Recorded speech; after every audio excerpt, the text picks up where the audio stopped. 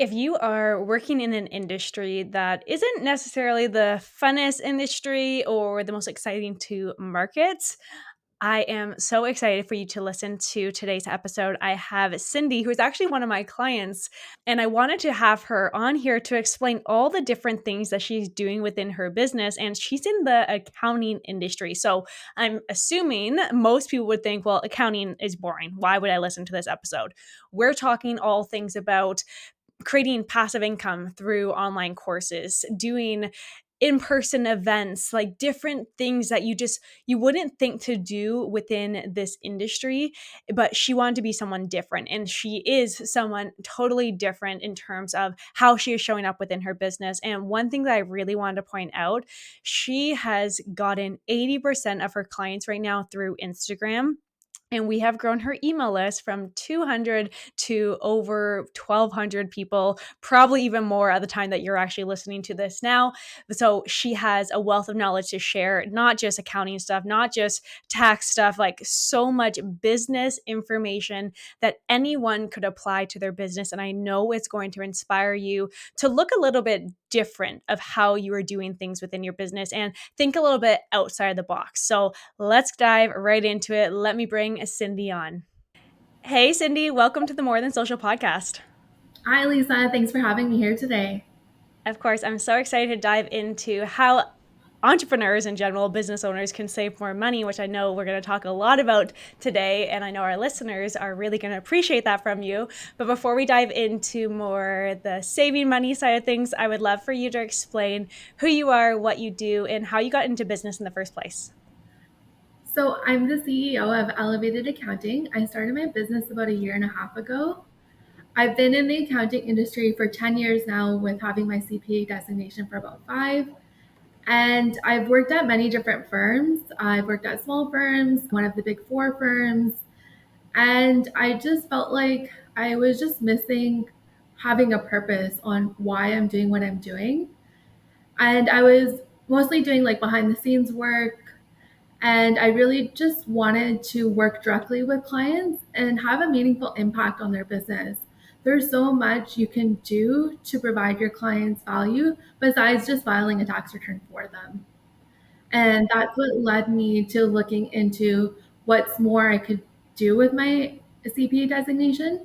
And that's when I started doing more research on things that I actually enjoyed doing and what I didn't like doing anymore.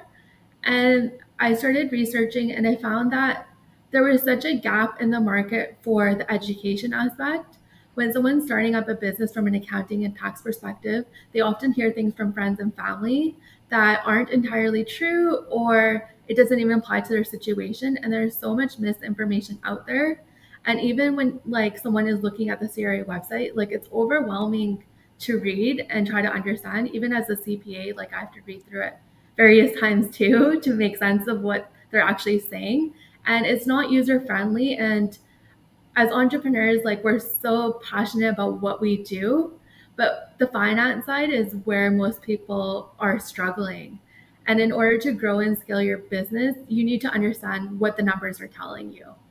Absolutely. Yeah. And it's like when you first start a business, you have to wear all the hats, right? So it's like you have to be the accountant, the bookkeeper, the actual marketer for your business, the HR, the whatever it is that you actually do from a service side of things or even a product side of things. So it's hard when you first get started. But out of curiosity, why did you go down the route of helping entrepreneurs versus like just personal taxes? And I know just because we work closely, you do both, but essentially you more focus on the business side of things. Is it because of the lack of the knowledge out there, or like what drew you down that path? I feel like you could go to like any accountant and they can do your tax filing and enter your numbers in. But the real value is helping entrepreneurs like understand like how much money they're spending, how much money are they earning on a monthly basis, where they can cut costs.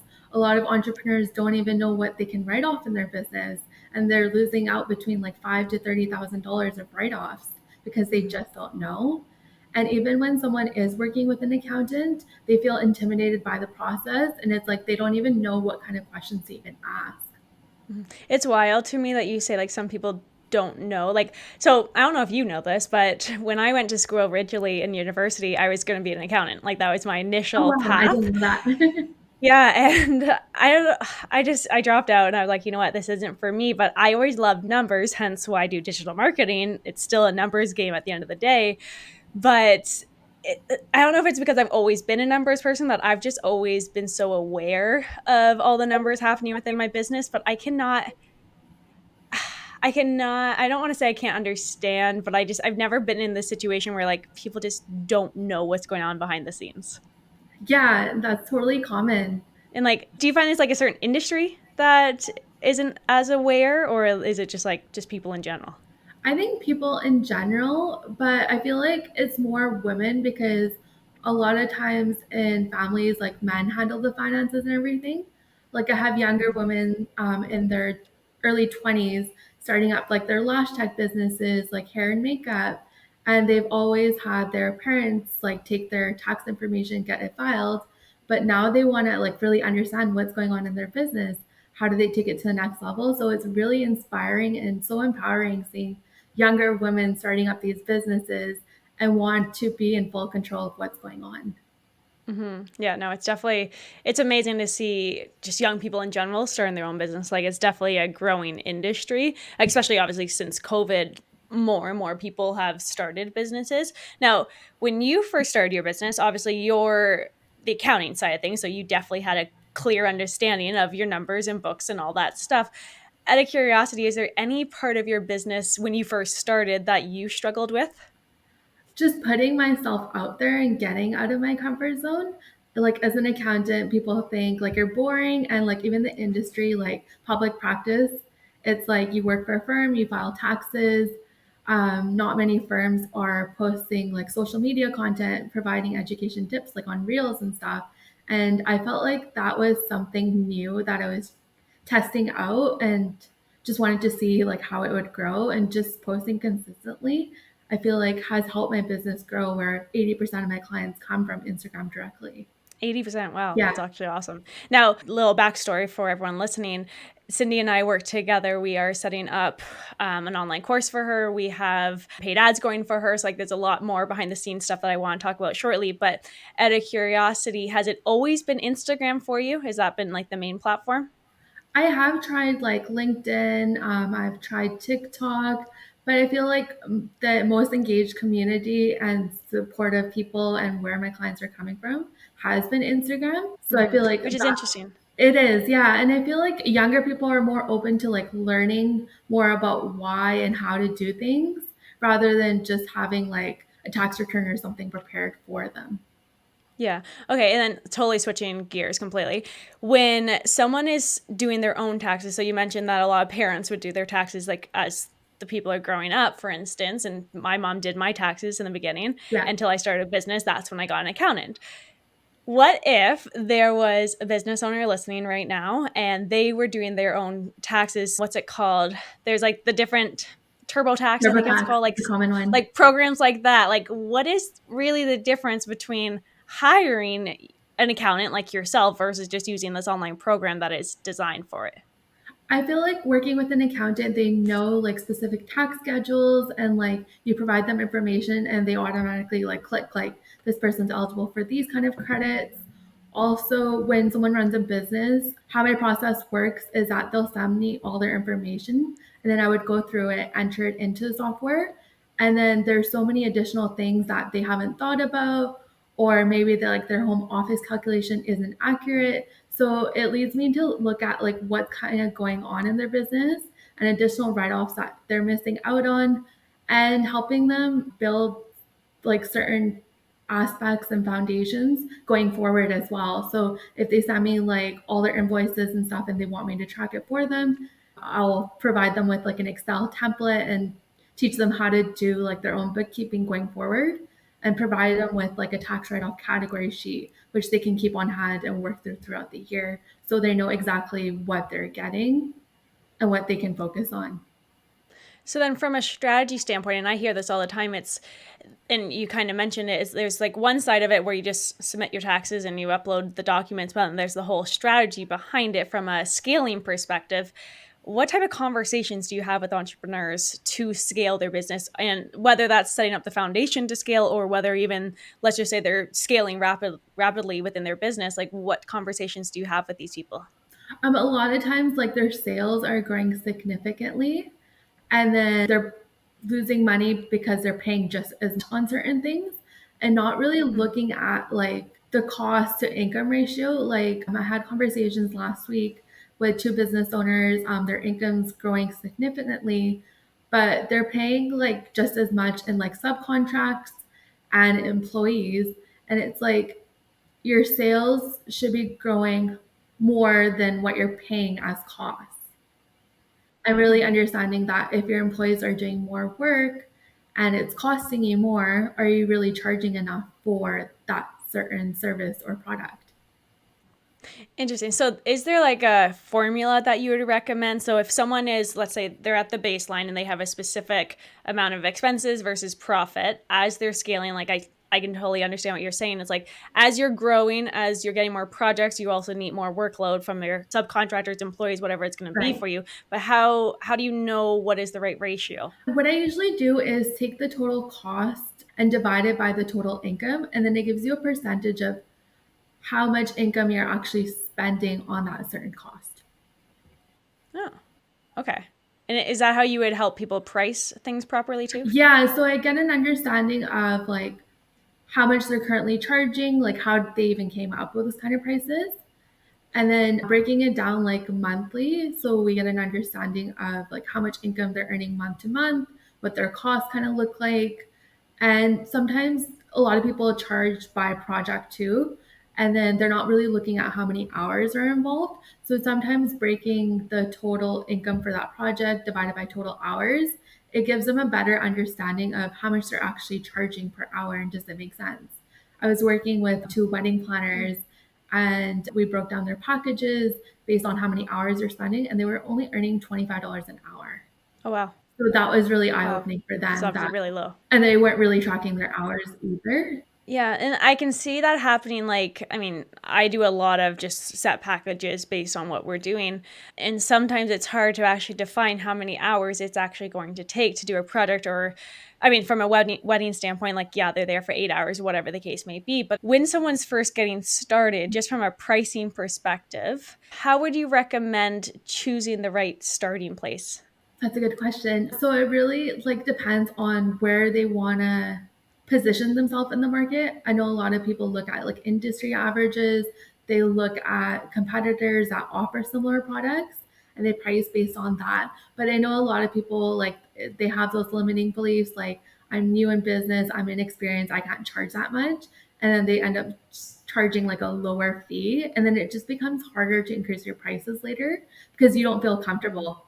Yeah, it's feeling comfortable, but also if it's like a month-to-month service, for example, if you start increasing your pricing, then it's the whole fear, well, am I going to lose my clients? And then like it's kind of like a snowball effect from there. And I see that happen with a lot of my students with my programs. It's they're scared to make that leap. And I've definitely been there too, like years ago now, but it's hard to make that jump, but it's hard to see that value in yourself, which I know you work on a lot of personal development too, right? Yeah, I do. And like even for myself, I struggled on the pricing aspect too, where like first year business, like I priced myself super low. And then over time I really understood like I'm providing like a really high value service that a lot of accountants aren't providing. And I know I can save my clients between five to $30,000 on like write-offs and things that they haven't really thought about, or transitioning from being self-employed to incorporating. And it's just like over time you build that confidence too, and then you realize that I am providing like a premium service and I should be charging for that. And then as entrepreneurs, like usually it's like you're wearing all the hats in your business and there's a time constraint on how much work you can actually do. So really understanding that like people that work with you need to understand the value you provide. And then it reduces the amount of clients you're working with. You can charge a premium and it frees up more of your time too. And then you can kind of Yeah, decide absolutely. over time, like what kind of clients are a good fit for you, which ones aren't, and can you refer those clients that aren't a good fit to you to someone else instead? Which is honestly a really nice feeling when you get to that spot where you're like, no, you're not the right client for me. And I find a lot of people have to set like really strong boundaries. I know we've talked about setting boundaries when you do get to the point that you're so busy. Like, I think I saw you had like 8 discovery calls yesterday. Yeah, I feel like with tax season coming up now, everyone's like getting a head start on planning for their taxes and looking for services, which is great. But it's like you can only take on so many clients. Yeah. And so how are you finding the whole scaling your business, but also like, have you found a strategy now that you've been following that's kind of one, setting boundaries with clients, but two, also still making time for yourself? I feel like outsourcing aspects that I don't feel comfortable doing, like working with you for like doing the ads, helping me with the webinars and with my course. I have someone hired that does my social media management as well, and just focusing on what I do best. And for the consulting side, I was doing a lot of one on ones. And what I found was a lot of times it was the same kind of questions that people had, which led me to thinking, how can I help more people in like a short amount of time, which is where the course idea came from. Yeah, and it's you can make a bigger impact when you do have a course. And actually, I love to switch gears, talking more about your course now. Obviously, I have my course, and I've had my course now for over 5 years. I think it was maybe 6 years now, which is wild to say. But same thing with me. When I first started my business, it was all one-on-one clients, and at a certain point, it's like I remember when I had, I think it was like 45 clients at one Oh, time. wow. And you obviously work with me, so you know what I do. So it's like, imagine 45 of you. And it's just like me by myself at this point, like didn't have a team, nothing. And it's Oh, like, wow. I drove myself mad. I lived at my parents at the time. I'd wake up at like 7 in the morning. I get a quick workout in, and then I would be at the dining room Yeah. table, not mine, my parents' dining room table, and I would be there from like 8 a.m. until about 10:30 at night. Did not stop. Like no lunch, nothing, just I had to just keep going and going and going and going. And before we started this episode, we were talking about how all the days just kind of blend. Like it's Monday, Thursday, I have no idea. Typically at that time in my life, literally Monday through Sunday, it was a blur. Like whatever time it was, a blur. So it's like you get to this point where you can only do so much. You hit this ceiling, but it's like just because you hit a ceiling as a business owner doesn't necessarily mean that you want to, one, stop growing your business, two, not make any more money, and three, not the most important one in my opinion, is not make an even bigger impact. So it's like having an online course is such an amazing way to be able to make a bigger impact, but also free up more time for yourself to either live your life or work with more premium clients. So it's like when you were thinking about your course, and I know we've gone back and forth from a few different options, what was your first what was your first thought around your course from a deliverably not deliverably deliverable aspect? Like we talked about having like this really long course, and now it is what it is. Yeah, I feel like when I first started working with you, is like I knew I wanted to get a course in, but I don't know, something was just holding me back, and like I had no idea like what the outline or what it was going to be. And then I actually spoke to like another coach. We just like connected over Instagram and another community, and she gave me the idea of just testing out the content that I want to use and just doing like a 4 week live coaching. And I was like, yeah, that's such a good idea. And January is like the perfect time to do it. So it was like in the spur of the moment, is just like, just launch that. I was able to get about 12 people signed up. And it was just so great, like getting feedback and testing out the content that I wanted to use. And then from that is just like, let's make a course out of this. Like instead of focusing on the lengthy, long course, let's start with this. I'm sure like from this we can grow it to something bigger, but I feel like I just need to get it out there so I can help more entrepreneurs right away. And your story and just the journey that you've gone through, so many people go through that same thing. So, to clarify, so Cindy had an idea of a 12-week course, and that's when we first started connecting. And it was all laid out. She had this perfect idea. Then all of a sudden, she wasn't necessarily recording it. So then she was like, okay, I'm going to try this 4 week program with my clients live. And she did that. And then now she's kind of pushed the 12-week program aside because she has a proven product that is getting her clients results. And now that is what we're turning into her online course.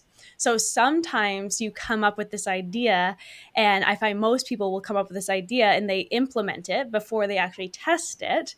But if you can reverse it, you test the strategy first, you already know what's working. And when you do it live, one of my favorite things with it, and I know you're experiencing it now, is you get specific questions during the live format, and you can see either where people are stuck or where they're asking more to dive in deeper. And that is when you then go back and re-record everything, and then that's when you can put it into a pre-done course versus having to do it live all the time. Yeah, for sure. And like it's given me feedback on additional things I can add into the 4 weeks, which is like amazing. And Mm-hmm. like I've gotten great testimonials. I have a video testimonial coming up, and I just feel like it's so great to be able to share that with so many more people rather than just doing one on one and limiting myself on how many entrepreneurs I could work with. So I'm curious, and I feel like I know the answer just because I'm helping you work on this. But for everyone else, so you're in an industry, and you even said it before. It's kind of a boring industry, not the most exciting. It's something that even like people, even with myself, they're like, oh, I don't know how you deal with numbers all day, or don't know how you do Yeah. this. Like, but when you get into it, you're just passionate about it. But from a course perspective, how did you create it in a way that so it's all about getting like organized with your taxes and everything within the foundation of your business, but how did you organize it in a way that it could speak to multiple industries? Just simplifying like examples and having like easy activities where anybody can do it, and it doesn't feel so overwhelming dealing with taxes. It's like all about like I have easy to use templates and like a walkthrough guide, and it's just super easy to use. And a lot of times when people think about accounting and taxes, like, oh, I don't want to deal with this, like it's overwhelming, I just don't know where to start, or I don't even know what kind of questions to ask. But working through that gives you like a good foundation on like how to set your business up for success. Where after the course, it's just like a couple hours each month, just filling out your month to month, your actual tracking, your budgets, and just comparing like your budgets to your actual results and just tweaking your budget as you go because things change. Maybe you estimated Mhm. a certain amount of income for a month, but you ended up hitting more. And it's like, what do your costs look like for those months? And then just playing around with it. A lot of times, people have subscriptions that they pay for because they signed up for a trial, but they forgot to cancel it. And it's like, if you're not looking at your statements, like you could be paying for things that you're not even using. And a lot of times when people start, they collect e-transfers from their clients, but if you're not looking at your statements on a month-to-month basis, how do you know, how do you track, or how do you know if those clients even paid you the correct amount, if they even paid you? It becomes a lot harder 12 months later to go to someone you worked with back in January saying, I invoiced you like $1,000. You only paid me 500, just a deposit only. Like you owe me an additional 500. Like it just becomes so much harder at Mm-hmm. that point to go back and collect money. Amazing. And so with your course, from a back end perspective of running your business, so you're going to have your course, then you also have your one on one clients. And then you also do online, or not online events, but you also do in person events. So tell us more about that. Yeah, so as a female entrepreneur, and I just felt so lonely on my journey, and it was so hard to like connect with people. Like I would go on Eventbrite and look for events for women like in Vancouver, and I would just go by myself. Like it was totally like pushing myself out of my comfort zone because I want to connect with women that run their own businesses, experience the same kind of challenges. And like with providing virtual services and working from home, like it gets lonely because you're just dealing with people through your computer.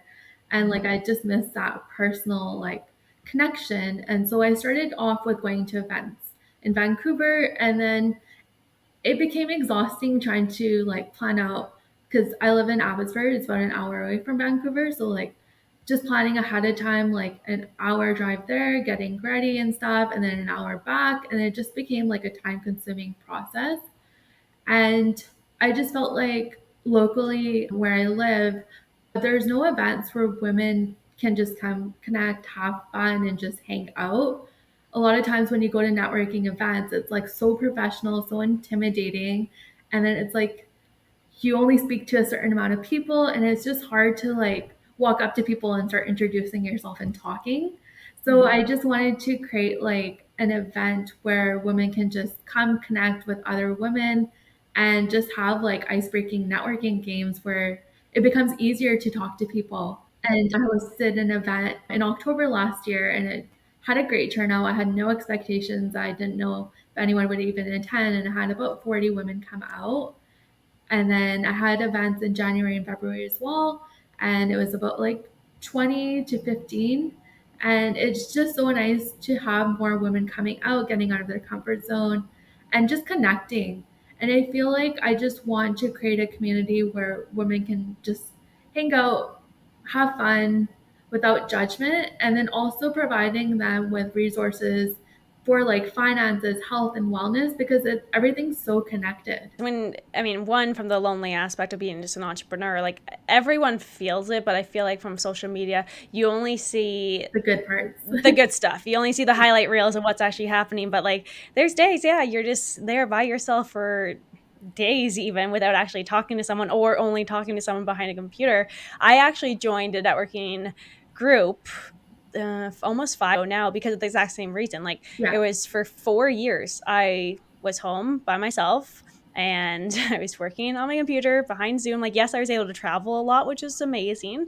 But it's like eventually you're just like, I just want to be beside a human, like not just see them through the camera. So like I totally get that. But I think it's amazing what you're doing. One, from a female entrepreneurs, just bringing everyone together, but it's like when people think of an accountant, not to be stereotypical at all, but like people are like, oh, they're boring, they just like numbers, like they don't talk, et cetera, et cetera. It's like you are doing so many things outside of the box that many accountants aren't, like whether they're own accounting firms or if they work at an accounting firm. It's just like they're all about numbers, but you, from my opinion, you're all about creating the community, giving back, like helping more people really succeed. And I think it's amazing what you're doing. So, one, thank you. And thank you for allowing me to be a part of your journey.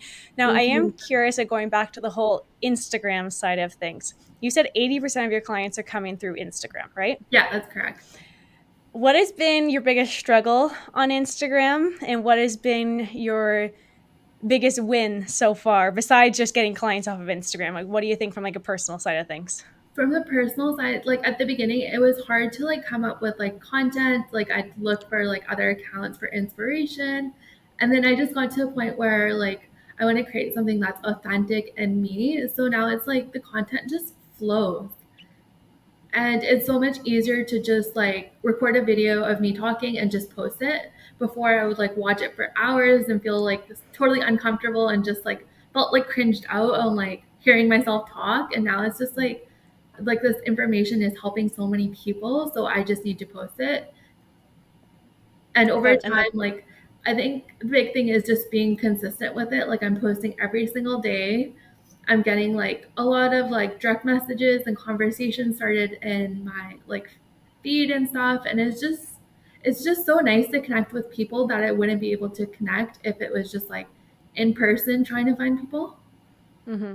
Yeah, no, it's definitely, it's so impactful when you actually think about it. Like I feel like people get so caught up with the numbers. It's like, okay, I had 200 views on my reel today or 1,000 views on my reel today. And like people are like, oh, why is it not going viral? Like, why wasn't it more than that? And it's like, okay, if you go back to your events for a second, and Yeah. if you can turn that reel into your event and you had 200 people come to your event, you're going to be like, wow, that's amazing. Right. So it's Yeah. like so many people get caught up on the number, but I love what you said. Just like people need to hear what you have to say. And I used to be the person that would actually send my video to my sister or my friends to be like, is this okay? And Yeah. it's like, should I post this? Like, I don't know. And it's like, we all go through it, but at a certain point, you just like, I don't care. I'm just going to put it out there. So it's, it's a journey for sure. It's a love-hate relationship for sure, but it's like when you think of it from the mindset that you just said, that it's people need this information, I think that is what's truly going to help you really succeed in the online world, along with obviously all the other things that you're doing within your business and setting up on the back end.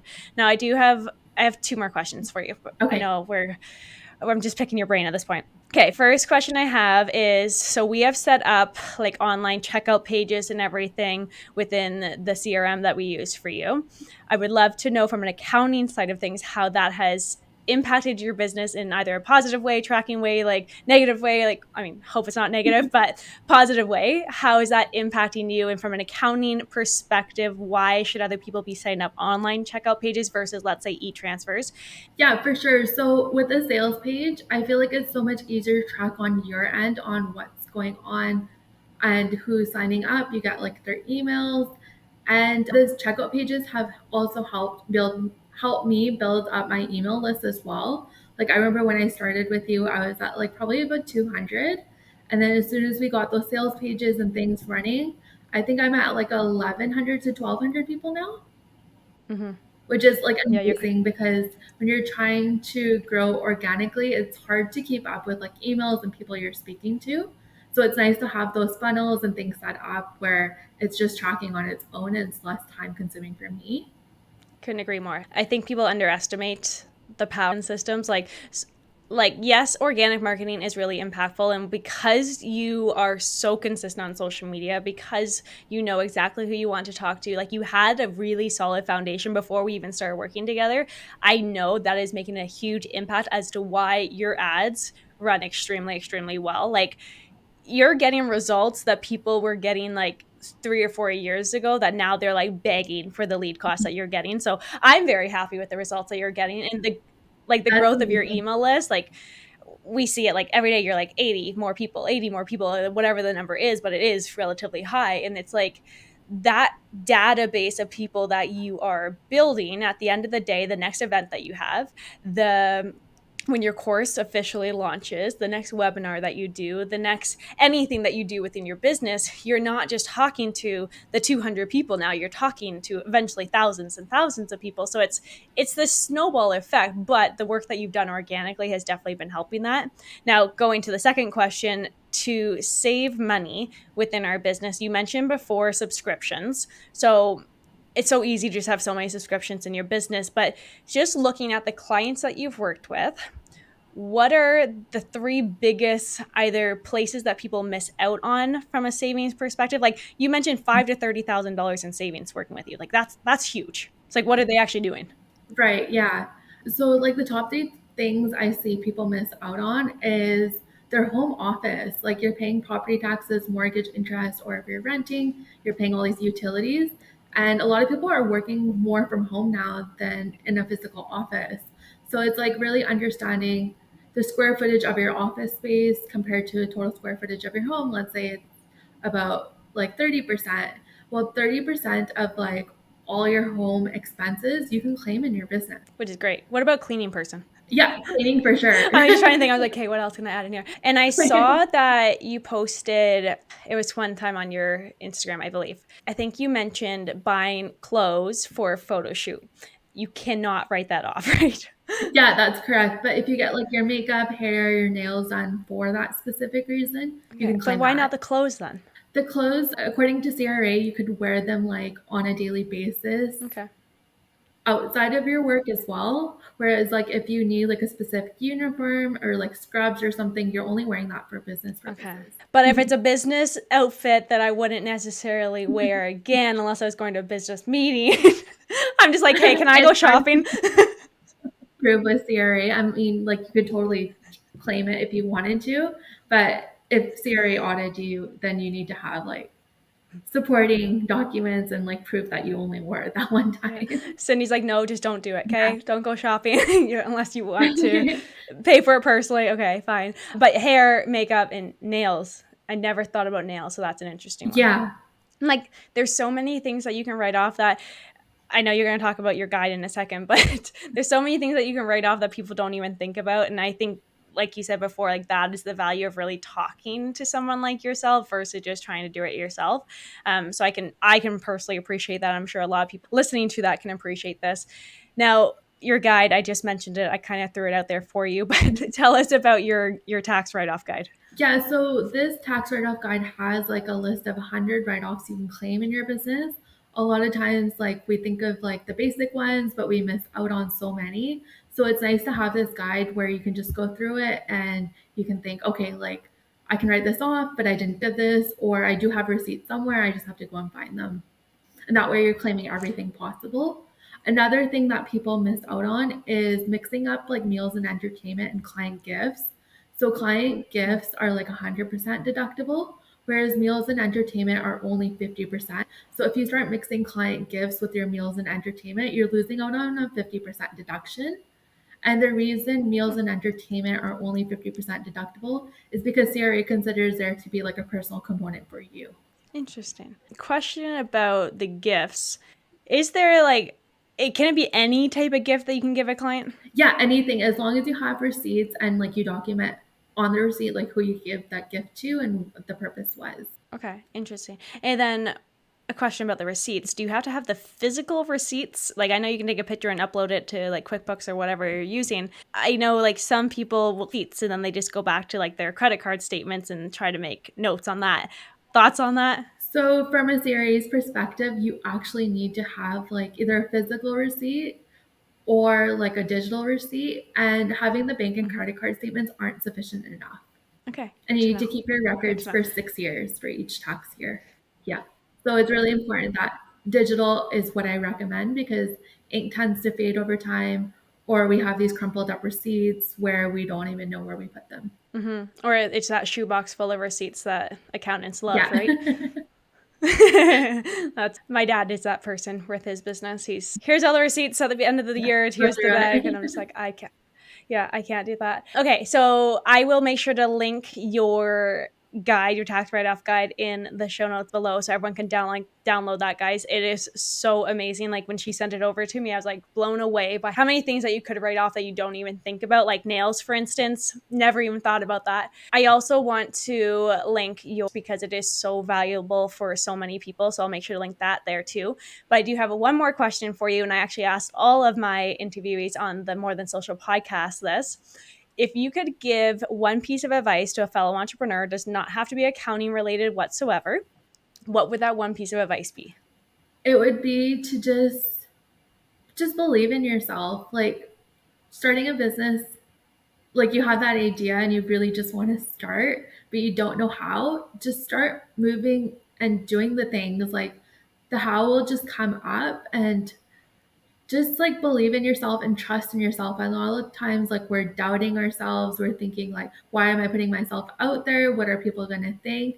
But people are going to think things regardless of what you're doing and how you do it. So just put yourself out there because you never know what's going to come out of it. Like as an accountant, just being behind a desk, faxes, I never thought I would be here or doing these kind of things. Like I would have never imagined it, but it's just like that one day I was listening to like the Mindset Mentor from Rob Dial, and it's just like something just clicked in my mind, and it's just like I don't want to work at a firm for the rest of my life. It's like it's not sustainable. I'm not passionate about it, but it's like I have this designation. What more can I do with it that I'm able to help more people and make a bit bigger impact? I love that. I love it. I love it when it just like clicks and like you're only a year and a half into it now. And it's like, Cindy, you're just getting started, and what's going to happen over the next couple of years, 5 years, even 10 years from now, you're going to be mind blown. And my biggest piece of advice to you right now is remember where you've came from. Like the days right now that you're setting all this up and like you're in the beginning stages with online courses and all that stuff, like 5 years from now, you're going to forget what you've gone through. So in some way, whatever works for you, just remember where you've come from because it's so easy just to like, it's going to go by so fast. Thank you. I appreciate that advice. Of course. Well, thank you so much for all of this. You've given a lot of people lots of ideas in terms of what they can actually do differently within their business versus just the stereotypical things that people think that they have to do in a specific industry. So, thank you so much. Again, I will link your guide as well as your course in the show notes for anyone who has any questions about how to keep more money in your pocket versus sending it all to the tax man, or if you have any questions about write offs or anything like that, reach out to Cindy. I highly recommend talking to her. She is a wealth of knowledge. And Cindy, thank you so much for being here. I greatly appreciate it. Thank you, Lisa, for having me again.